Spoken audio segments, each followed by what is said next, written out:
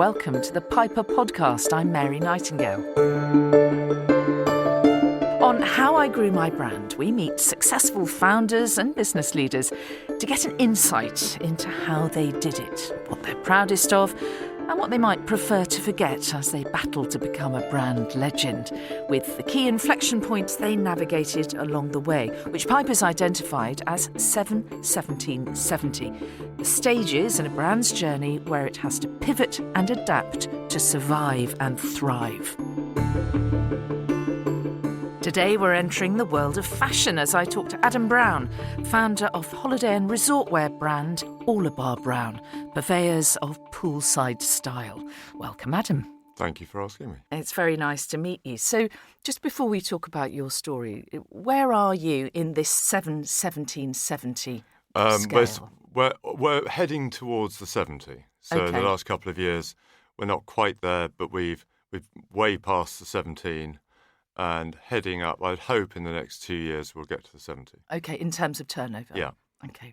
So describe for anyone who doesn't know what Orlebar Brown does. Who are you? What do you do? So Orlebar Brown started with a product. It started with a pair of swim shorts. And out of that, with no real sort of, I suppose, story or any particular grand idea behind it. But out of that pair of shorts, a brand has taken shape over the last 15 years. And I think the fact it's swim shorts, the fact it's obviously about holidays, the fact it's about people travelling and having a good time. So that's really defined what Orlebar Brown became. We've become a experience-led brand that makes products. We make clothes for sunshine, travel, happiness and good time. So feel-good clothes. Absolutely, yeah. You say it didn't come from a grand idea, but there must have been some inspiration way back at the beginning. Can you remember what the dream was? It was more of a personal thing. It wasn't that I wanted to be a fashion designer or I wanted to be an inventor or I wanted to have a big business or anything like that. It really came out of need from a point in my life. You know, I'd been through a couple of careers and I hadn't found the thing that was, I'd run out of money, I hadn't found the thing that was making me happy, you know, all that sort of stage. So, and there was a particular moment when I had this idea for a pair of shorts, but that was the founding moment of, you know, when I started the brand. You said you had done a couple of things that hadn't worked out particularly. Yeah, so, what did you try? Well, I went to art college, then I went to Oxford Poly, and then I ended up working as a estate agent, so that was horrific. And then I ended up in the voluntary sector, so I was working within HIV, prisons and children's charities for about 8 or 9 years, doing major donor and capital appeal sort of fundraising, and also working on contracting with regional and local health authorities. And then I got down to final 2 for a job I didn't want. Went back to college, I studied photography, and I worked as a portrait photographer for about 7 years. And again, you know, when I say I hadn't found it, I was photographing people's kittens in their dining room and dogs and babies. And it just wasn't, I was never going to get the advertising jobs. My friends' careers were all pushing ahead, and I was 40, rather sort of aimless. Yeah, and so you set your heart on a pair of swimming trunks. What were you not finding in existing swimming trunks? It really wasn't that. It was the fact that I had to go. I was at a hotel in India, and I had to go and change for lunch. So I was staying at this hotel. I went to have lunch. They asked if I could go and change. I was wearing my swim shorts, and it was lying on the sun lounge, just pushing the words, "I don't want a swim short. I want a short I could swim in." That was it. And then I came back from the holiday. I did some market research, which fundamentally was just shopping, having a look round. And I did I was looking for ideas. I was looking for something to do. I wanted to be interested. I like clothes. I buy too much. You know, I'm one of those. I have a very strong opinion on, you know, fabric, on cut, on colour, on composition. I'm fundamentally reasonably sort of a creative and inverted commas type person. I had a product in mind. I had no idea how I was going to launch it. I had even less idea how I was going to sell it.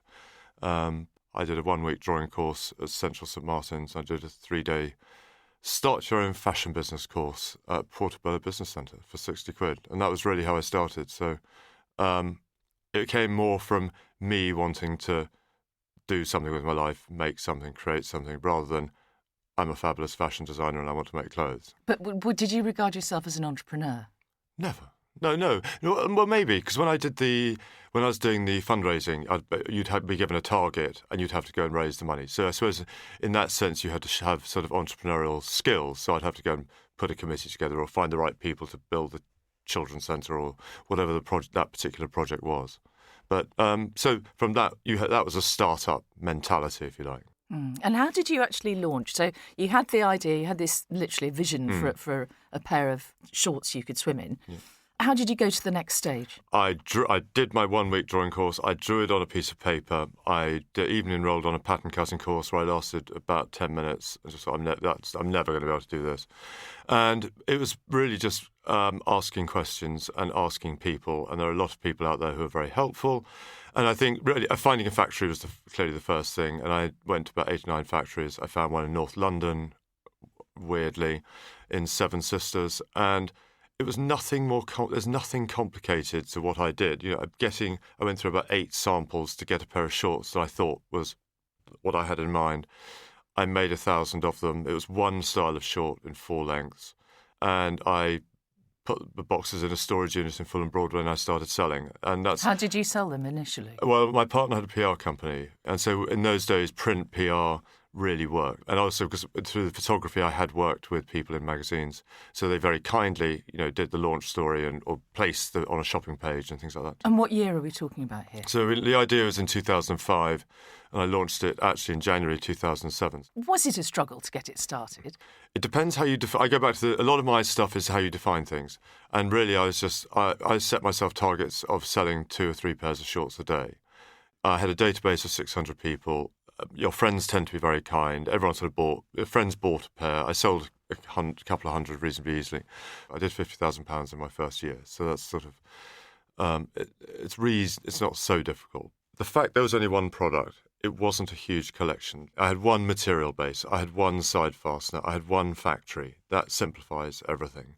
I had one point of sale, the website. So that wasn't a struggle. Once you start adding in wholesale, once you start putting in T-shirts and polos, and you start, even thinking about having your own store, then it starts getting complicated. But the actual launch is not the problem. It's the year 2. It's the second season or the third season. Maintain the momentum. But it was just you to begin with. Well, it was my idea. A friend of mine, a woman called Julia Simpson Orlebar, which is where the name comes from. We got together. I've sold in the idea to her. Luckily, she was at a point where she had a mother of 3 kids, and she wasn't in a job, so she had some time, and we sort of got to launch. So it was the 2 of us, and that was for the first year, 18 months. Then Julia very, very quickly, for obvious reasons, it wasn't the life for her, and very amicably, she retained shares right up until when we sold it. When did you start to get in other people? Because, that's always a very difficult point, isn't it? When it's just you, or just you and your co-founder or whatever. Oh, I loved that phase. I wasn't responsible to anyone. That was, in retrospect, probably didn't feel it at the time, did it? No. Quite challenging at the time. But explain to me the journey then, becoming bigger, taking on more people. The first member of staff was somebody literally in office help. Our warehouse was in a part of the office, so we're in a small studio at the moment, but if you imagine one side of the wall here was boxes.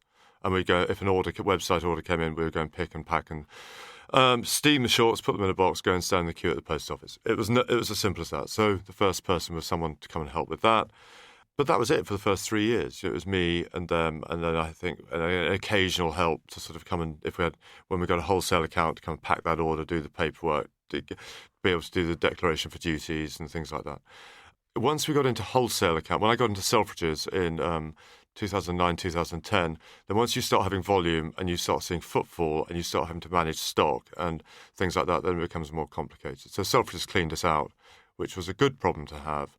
But I had was it just swim shorts still at this stage? For 3 years, it was just swim shorts. Okay. So I had one style. This is one of the messages that I try to anyone who's starting their business. People come and say, I've got a new collection. I've got a whole new range. And my lesson is it definitely helped me, the fact that I had one product, and I have a hero product, which OB is now known for. That stood the test of time. And I think rather than just being a generalist at something, in today's world, something that helped us was this thing of having one hero product that could evolve in many different ways. So the T-shirts and polos started in 2010, and it was literally one T-shirt, one polo, 2 polos, a toweling one and a piqué, and a long-sleeve cotton shirt. And there was something about that simplicity that enables you to get off the ground without having masses of people around you, without overcomplicating things. You always knew what you were good at, it seems to me. You had the vision. How easy was it for you to bring in people to help you, and how difficult did you find it to delegate, to actually release your grip? Delegate is one thing. I don't enjoy delegating. I'm one of those horrible macro people. I like doing everything. But I've never had a problem asking for help. I suppose that comes from sort of insecurities and, lack of confidence in other areas. But I think I don't need to have control. I'm useless at numbers. I'm useless at IT. There's no point in not putting anything. I don't know. I use this example of warehousing or technology. It's pointless. The thing I think I've done well is I've brought the right people in, whether it's a finance person, whether it's somebody to help with the website, whether it's whatever, and it wasn't a difficult jump for me to bring people close because I'm naturally reasonably insecure and I know I'm not good at numbers. Yeah. Let's just park that for the moment and we'll continue with the journey of the brand in a minute. But I just want to explore those insecurities. You say you have lots of insecurities. Tell me about your childhood. Where were you brought up? So I was born in Malaya. My parents moved from Malaysia, we went to Hong Kong, then to Japan. So for the first sort of 6-7 years we were there. My parents then split up and I came back to the UK with my sister and my mother. And we ended up, my grandmother became my carer, if you like, my parent. And it was slightly strange. I never excelled at school, but that's fine. I had a great time at school. I did enjoy school and I made friends and all that, but I was never somebody who's going to go on to a top-ranking university or anything like that. You say you have insecurities. What? Riddle. I mean, we all have them, Yeah. right? So what makes you insecure? You have this huge success under your belt. I'm wondering that helps this, now. But categorically, yeah, without a doubt. I started Orlebar Brown with a need of wanting to create something, of wanting to say I could do something. I enjoyed sport, but I wasn't the kid who was picked first to go into the team. I think I won the Football Improvement Cup at school, and it was my most celebrated moment. Well done. Well done. I scored a goal. Everyone more, I don't know who was more surprised, but it wasn't.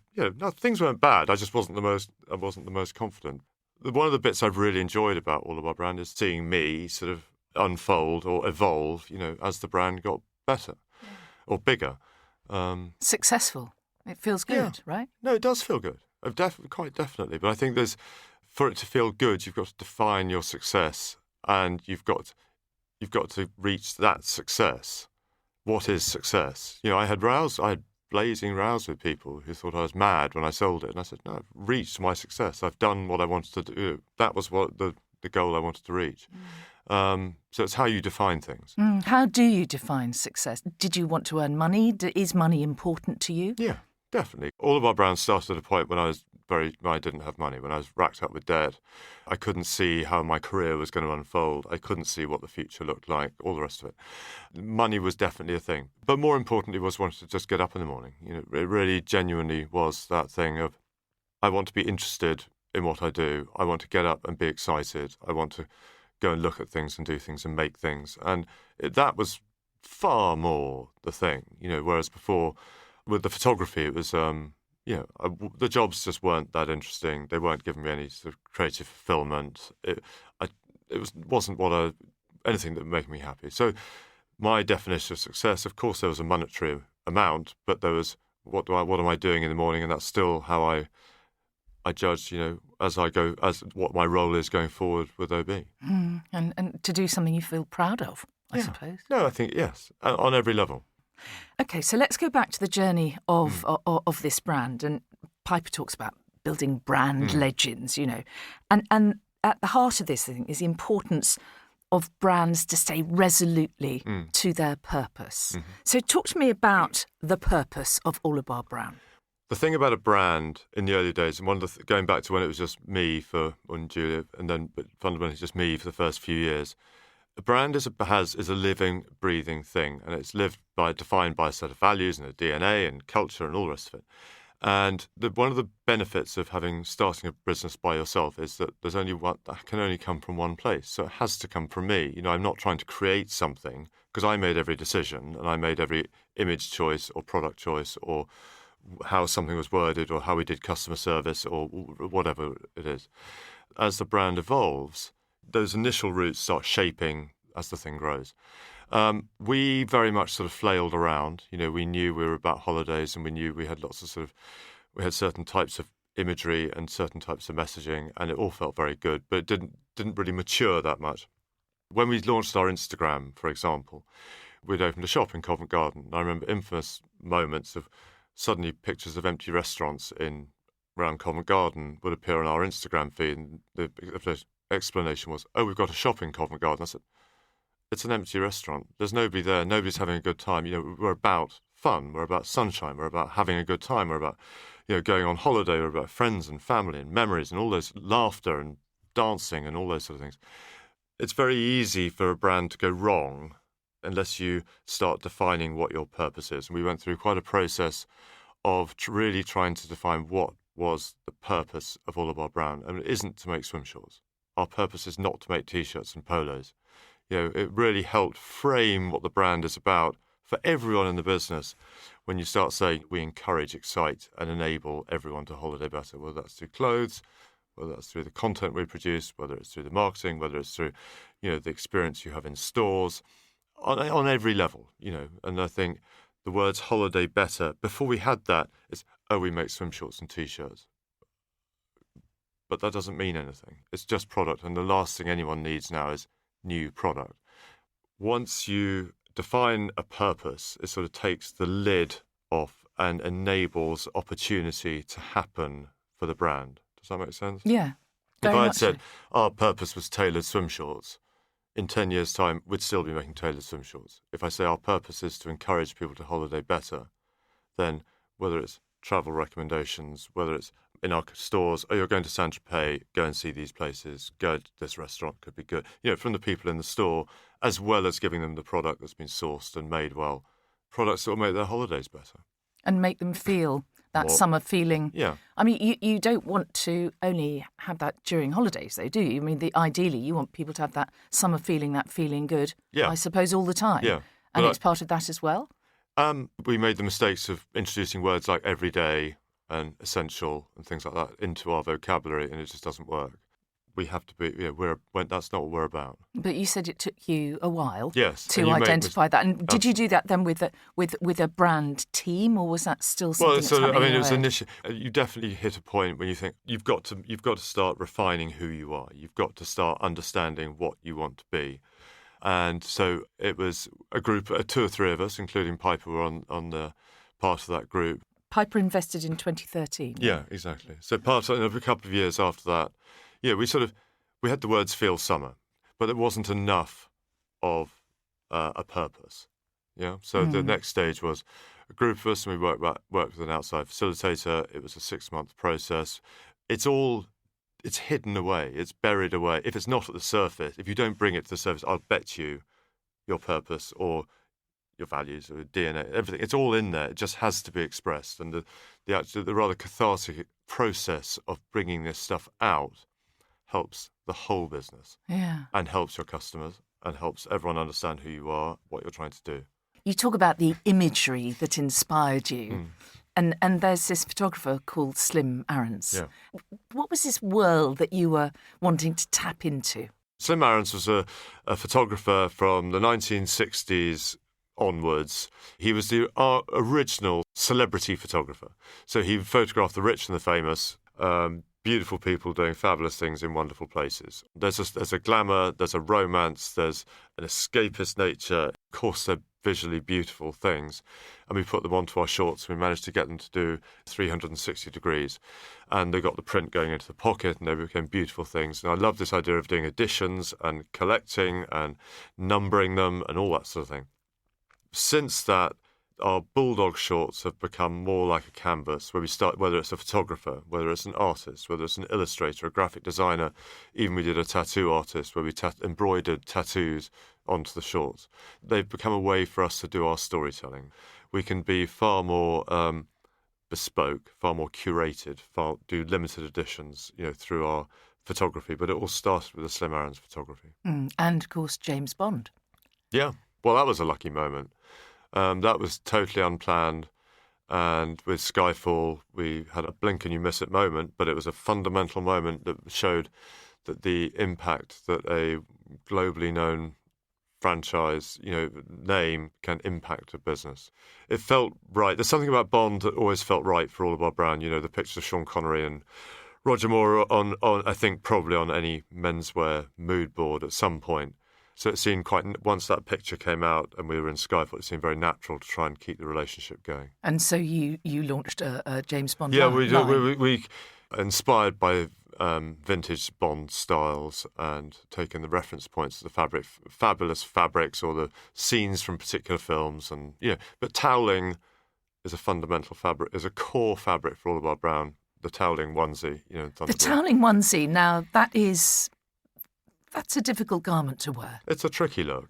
There's no way around it. It's a tricky look, but it works. And we've made them several times, and they always sell out. Really. And yeah, okay. But I'm worried that some people might think they can wear a toweling onesie and possibly not. But who are we to judge? Absolutely, that's exactly it. On any level. You're listening to the Piper podcast, and I'm talking to Adam Brown, founder of Orlebar Brown. Piper focuses really on understanding what makes a particular brand better and different. What makes Orlebar Brown better and different? I think there's the thing about personality. The amount that we've benefited from it being about one product, one person, has meant clarity of message and clarity of vision. We had a particular take on imagery. We had a particular take on the fit of our shorts. We gave a 5-year guarantee right from the very beginning. And it also starts instilling messages into sort of customer service. When a customer comes in and they start complaining about something, it doesn't matter. Just replace, it's a longer term relationship. I think I'd rather a pair of shorts didn't let you down, but I'm far more interested in the longer term relationship with the customer, which I think, going back to your question, I think sets us apart from other people out there. Not, of course, everyone would say that, but we genuinely try and instill it. Having a true personality, it came from me, it came from one person. Okay, that's who it is. So people could understand it. They may not like it, but the last thing you want to be is stuck at a party with somebody who's average. The word average or lukewarm or okay isn't that interesting. You're interested in characters, and many brands out there, I find, are rather.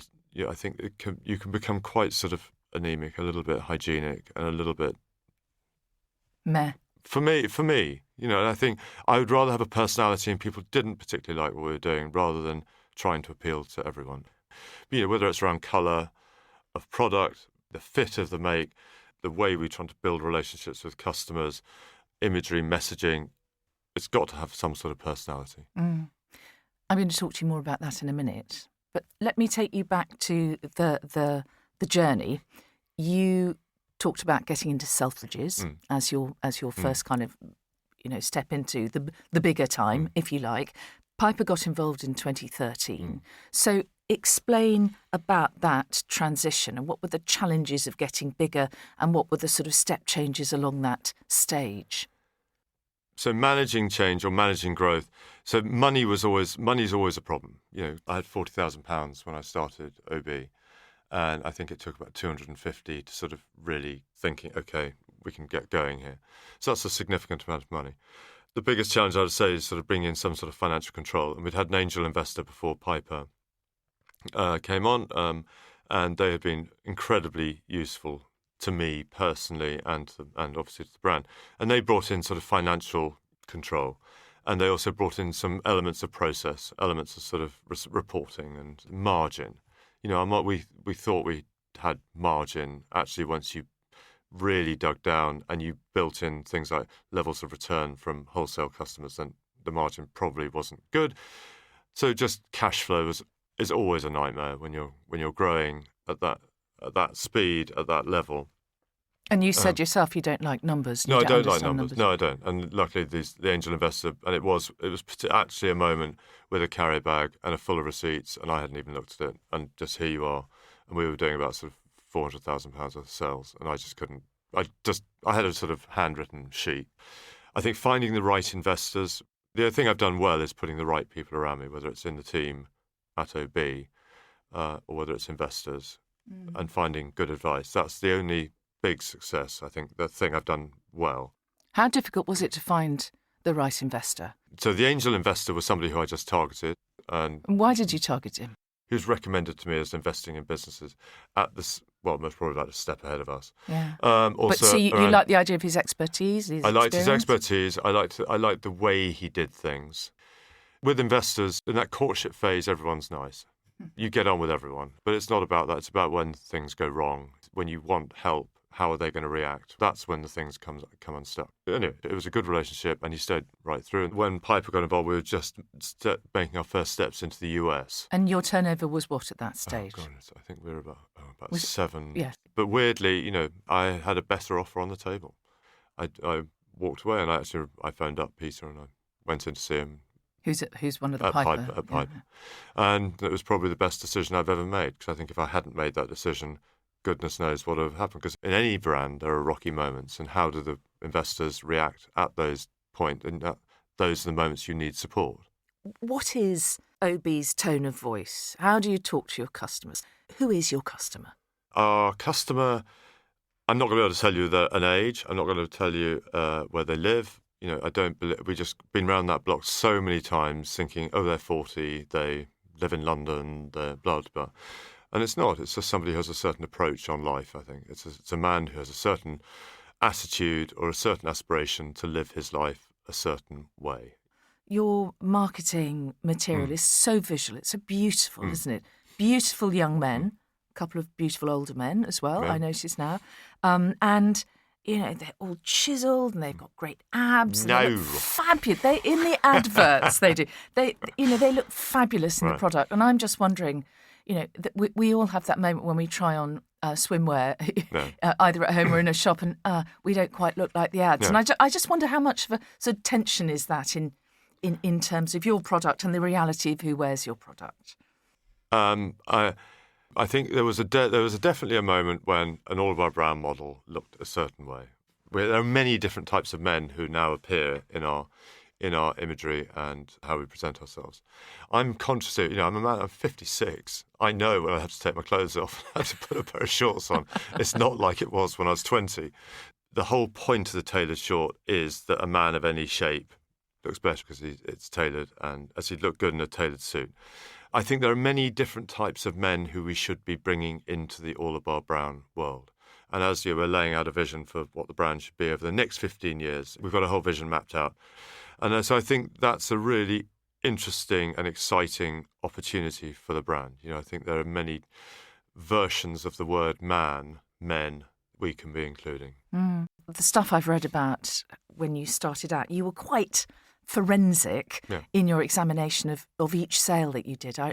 Is it true that you looked on a map to try and work out where they lived? Yeah, one of the biggest fights I had with our IT team is when they wanted to stop the order confirmations coming through to my desktop, because I wanted to see every order and I wanted to see what that person had ordered and what they'd ordered previously, because I could see whether, gosh, they're just buying T-shirts. Why are they only buying polos? And I could ring them up and say, can you try our shorts? Did you honestly do that? Yes, no, I did it for years. I wanted to find out why. Was it the imagery? Was it the fit? Had you tried it? Was it the weight? Was it the price? All this sort of thing. And I think and you build relationships. You used to put a handwritten note, didn't you, in with each sale? Yes, I used to, and we still get a list every Monday of customers who I should approach. And I do that every week. It's a discipline that I have, and I will be sent this list, and I will email them and say, I'm just checking. I know you went into X store or you bought at the website. Can you give me some feedback on what you bought? Is there anything we can do? And I've ended up having lunch with these people. And when you see in the Daily Mail David Cameron on the beach in a pair of your shorts, is that celebration, or does a little part of you think, oh? Really? The messaging wasn't exactly the best messaging in the world. But we had more traffic to our website that day than we have ever had. So it wasn't such a bad day. But, if Daniel Craig is pictured in a pair of the same shorts, it might be perhaps a cause for a greater celebration. Well, there you are.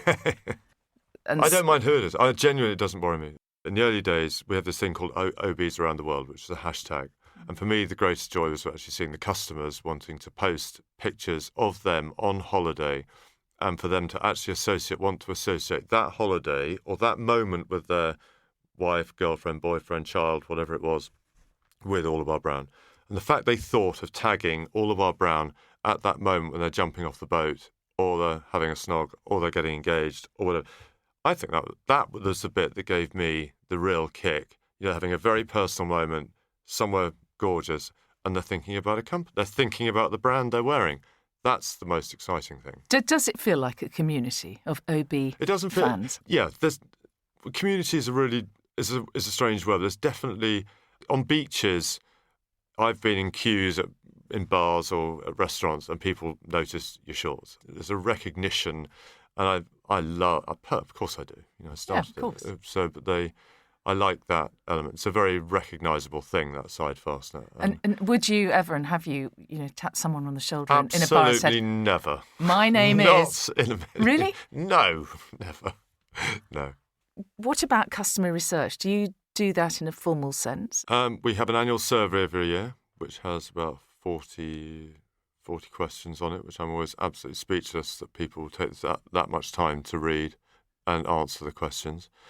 We get a few thousand replies to that every year, which always stuns me. We ask detailed questions about product and about services and about stores and all that sort of thing. So we get a lot of information from that. I do my direct research, where I talk to customers on a regular basis and have very detailed conversations with them. We've done the usual behind the screens, listening to older, younger customers about specific things. And obviously there's a lot of online stuff, new ways that you can start doing research, which we're going to be exploring next year. It's incredibly valuable, and you have to listen, but you have to also be aware of what's right for the brand and for the company as well. One thing all your customers have to have, I suppose, is a certain amount of money, and you want to get as wide a range of people wearing OB products as possible. But the price point is quite high, isn't it? And getting higher, actually. Yeah, I've always been. Everything's getting higher at the moment. There's no question. Raw materials, transport, Brexit, all these things have had an impact on pricing. We learned obviously hard lessons in the early days around margin, and I think now there's no way around that. Right from day one, we were always considered expensive, but I'm a firm believer in buy cheap, buy twice. I believe in quality. I've never aspired to buy anything that won't last. There are 60 elements that go into making each pair of shorts. We give a 5-year guarantee. There's a fundamental quality there. There also, when you start building in the whole sustainability thing and resourcing and trying to do things properly and things like that, they're all you need to do. It's the right thing to do. You have to do it, but there is additional costs there. But I've been fascinated at the customers who come into OB. So whether it's the younger guys, and it's very much the badge of honour, or I'm going on this holiday with my group of friends. We're renting a villa in Ibiza or Mykonos or wherever it is for the first time, and they come in and they'll buy a pair of shorts. Right up to the odd person who buys it for their 3 homes and their boat and set wardrobes every season. Love them, couldn't love them more. But I think for me, it's how people use Orlebar Brown, the person who drops it into all of their homes versus the guy who's, it's a real treat to buy a pair of shorts. I just love the fact that this person's thinking we've created something that somebody thinks has a value and is considered a treat and something special. And what about sustainability? Because the fashion business is, famously wasteful and so on. And I think we're, as you say, increasingly aware of that. And I think it is something that is becoming more central to the purpose of businesses, isn't it? How do you think about sustainability? There's no way around it. To wear our product, you have to travel. To wear our product, you're in the ocean, you're in water. We are impacting the environment. We can encourage our customers to holiday in a different way, but we can also provide them with the product that is being sourced and made sensibly. So when we put the purpose document, the framing up the brand, sustainability has for years been a fundamental part of who Orlebar Brown is. It has taken about 3 years to actually get to a point where we feel we're proud of what we're doing. About 2 years ago, we did a whole audit of the business of what our carbon footprint was for the actual business part of it. We now have targets in place around all our fabric bases, around how we get product around. We can tell you the carbon footprint of every T-shirt or jumper, and there's a little green foot icon, and you click on that and it'll tell you the carbon footprint of that product. And then we've got targets in place for the next couple of years to reduce the amount of carbon that we're producing, and we do an offsetting program with sea trees. For us, we just had to do it because we're part of to wear our product, we're contributing to the problem. But I do believe I believe holidays are fundamental to people's well-being and life and all that. If brands are ignoring it and companies are ignoring it, it's just stupid. But it did take a long time to actually get ourselves to a point where we felt like we could start communicating it. And the real thing I think for us is that we shouldn't build the brand on sustainability. It's just something we do. It's good housekeeping. If you don't do it, it's wrong. And so we're never going to be a brand that's going to go out there and start waving the flag. But it's just there, and it's part of the fight, like the 5-year guarantee, the quality, the trust, the person who we are. And what about who's actually making your shorts? Is that something that's on your radar as well? All the ethical. Yeah, the important all working ethical conditions, stuff. salaries, employment, workers' rights. Absolutely, every factory is checked out. Whole audits are done. The whole of our operations. Okay, you were with Piper for 5 years. Yep. Or Piper were with you. Piper were with us for 5 years. For 5 years, and then what happened to anyone who doesn't know? We sold the business, and Chanel came forward. I'd been introduced to somebody at the women's swimmer around Erez at a party in Paris. And they thought it would be interesting for us to meet Chanel.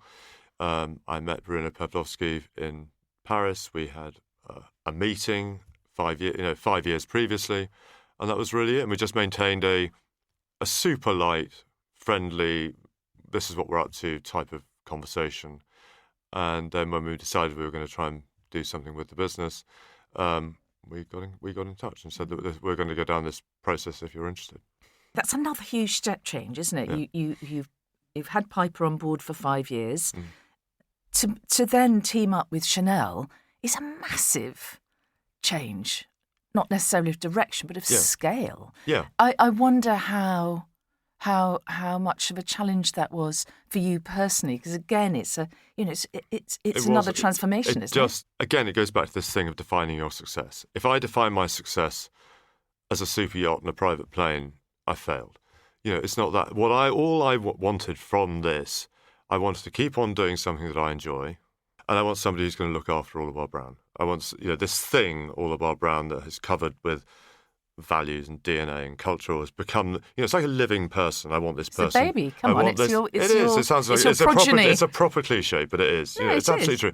So when you do these processes, you meet an awful lot of people, and you sit in meetings with a lot of people. And again, I'm relatively simple in this way. I look at them and I think, how are you going to be when things go tough? What are you going to want to do with this thing?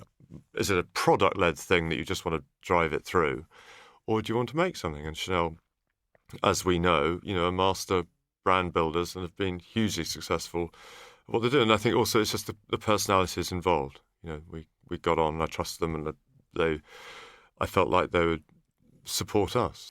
So what would be your advice when you're trying to establish a relationship with a potential investor like Chanel?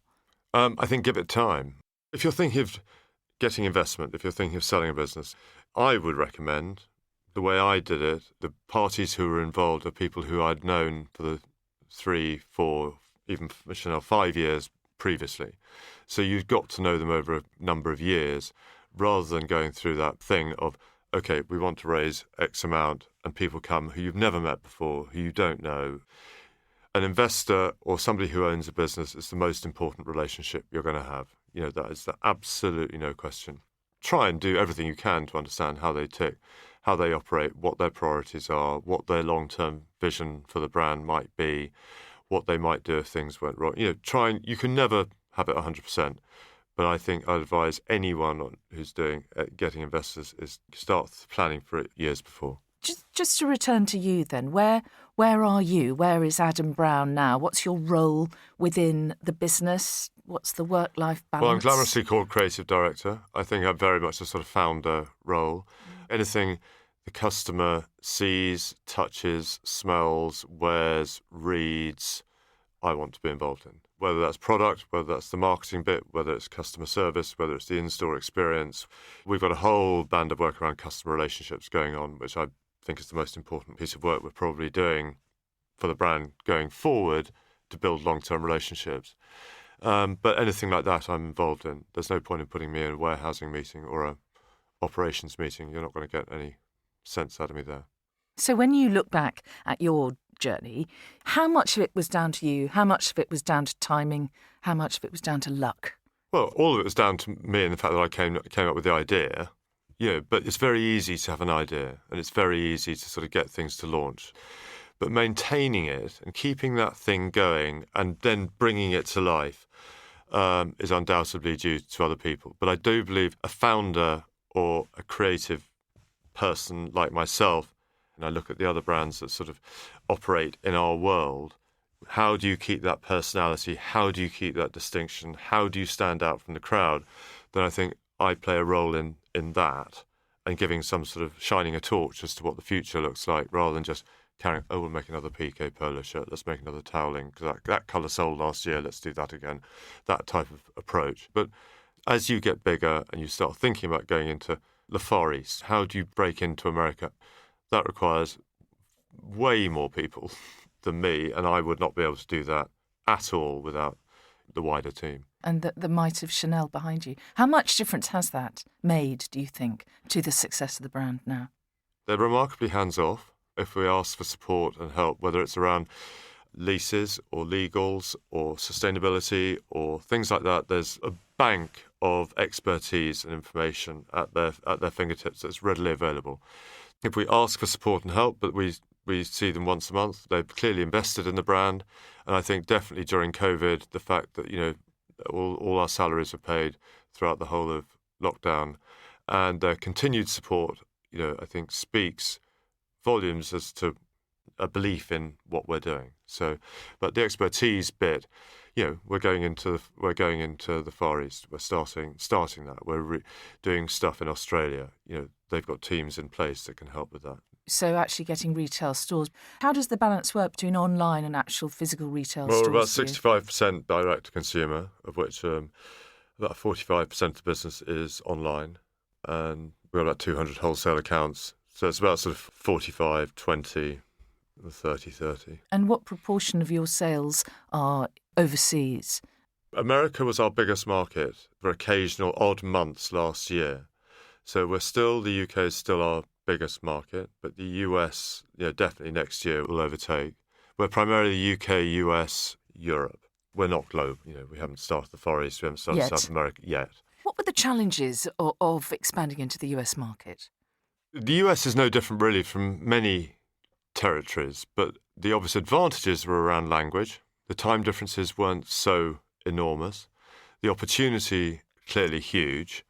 Australia and the US were the first places that we started trying to go into, because you didn't have your customer service, all your emails, your marketing, nothing had to be changed. The website, the language, nothing had to change. The complexities of trying to make anything work in America, because just on a scale makes it difficult for a small business. We broke America down into 5 places. It's just too big. So New York, LA, Miami, Florida, San Francisco, and Dallas. Very quickly, I saw website orders coming in. We had one page in USGQ, and I think it got £75,000 worth of sales in those days. And so we could see the product was relating to an American audience. We could see where the website orders were being delivered, and primarily it was to Miami and to East Hampton and to new addresses in New York. So we could see where we should be sort of thinking about stores. But there's absolutely no doubt, just the setting up of the US, a subsidiary or a company, or however you want to structure it in the US, getting stores built, getting an office refurbished, recruiting a team, having people available, just employment law is completely different. And it's another one of these things that when you're a startup and a business is starting to grow and people always say, I've got to go to the US. Yes, you will go. You don't have to go now, because it is massively distracting. It is hugely expensive. It is time consuming. And had we maximised the opportunity that we had in the UK, but even in London, probably not, but we were already going off into the US. It's all worked out fine, and we have stores, and we've got a team, and the US will be our most successful territory. But, for businesses that are just starting out, I always get very nervous when they say, as I think Piper and people were whenever any investors were when I used to go and say, we're off to Miami. To take you back to the 1770 scale, what was the biggest change during the Piper years? Professionalising the business. When Piper invested, we were very much a sort of start-up, a £7 million business, just on an operational, on a process, on a reporting, putting those structures into place that allow some sort of accountability and responsibility. They were absolutely fundamental to driving that process and helping us bring the right people in and providing those stepping stones to enable future growth. And in terms of personnel, were there lots of changes in personnel during that time? That has to be one of the most difficult things. You start off by yourself, you build a small team, it's normally about 7 key people. They think like you, they're going to be there for years and years. And there are layers when points when change happens. And it was very painful when those people, you realise you're not the right business for them anymore, and they are not the right person for the business anymore. And it's it's a very true thing that is frequently said is, that change is painful. Seeing those people go or allowing them to go is difficult. By that stage, there were obviously more of you on the team anyway. And you had a commercial director, didn't you, Paul Donahue, who became CEO a couple of years before you sold to Chanel. When did you realise, what made you realise that you needed a CEO? For me, the moments came around management of team. Sales were growing. We were sort of adding stores and we had ambitions for the website. But I didn't really have the ability to make those things become a reality. And I could see I couldn't. And when you start opening stores or you start you have legal obligations around websites or technical obligations, how to brief the people to make. I wasn't the person to lead those types of conversations. And Paul was originally recruited as commercial director. And, as the business grew, Paul was the obvious choice for it. And he's the person who has, literally transformed the business. I provide a sort of story, I provide the narrative, I provide the product, I provide the sensibility of what it is. But without that foundation, without those structural, operational, functional, and the sheer force of the power of what his drive, made my dream, if you like, the vision sort of come alive. When you look back and, here you are almost 15 years in now, what were the biggest mistakes you made? The ones that stick in my mind are normally the mistakes we made when we were talking to customers. So the embarrassing content pieces, the embarrassing imagery, the product I didn't think was particularly good, but they're comparatively weirdly sort of unimportant because probably the customer hasn't noticed them anyway. But rushing into trying to grow too fast, we did women's wear too early.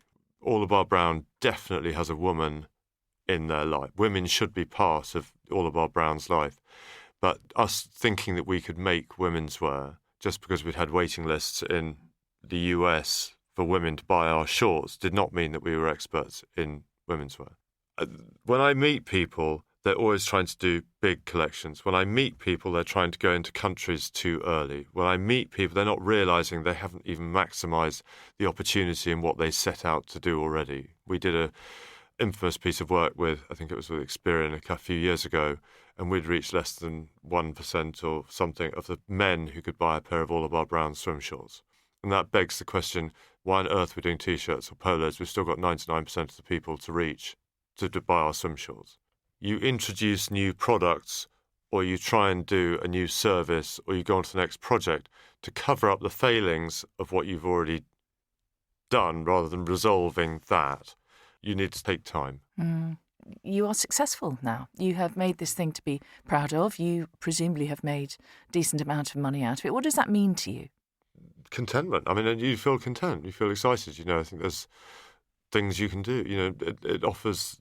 I'm very fortunate. Are you a yachts and private jet kind of guy? No, not at all. So what do you do? Well, I've got the house in Cornwall, and I go down there, and I love the sea. I love the ocean. I love the cliffs. The dogs. I want to start travelling again. There are loads. I haven't seen icebergs. I'd like to do the Far East properly. I'd like to go into jungles. I'd like to, I usually try, I was always trying to do a sort of big expedition or trip a year and go to up mountains or go across prairies or go across deserts and things like that.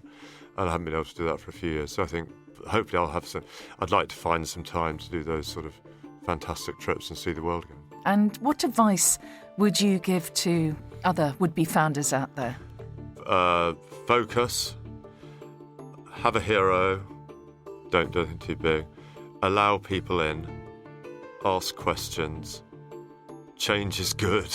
All these sort of rather cliche lines, but I see about 2 people a week at the moment where I sit down and have a coffee with them, and invariably the themes that come up are the same issues, and I can see them making the same mistakes that probably I did. Weirdly, it's a lot of the conversations that Piper were probably having with me in the early days. Oh, it's so interesting talking to you. Adam Brown, thank you. Thank you very much.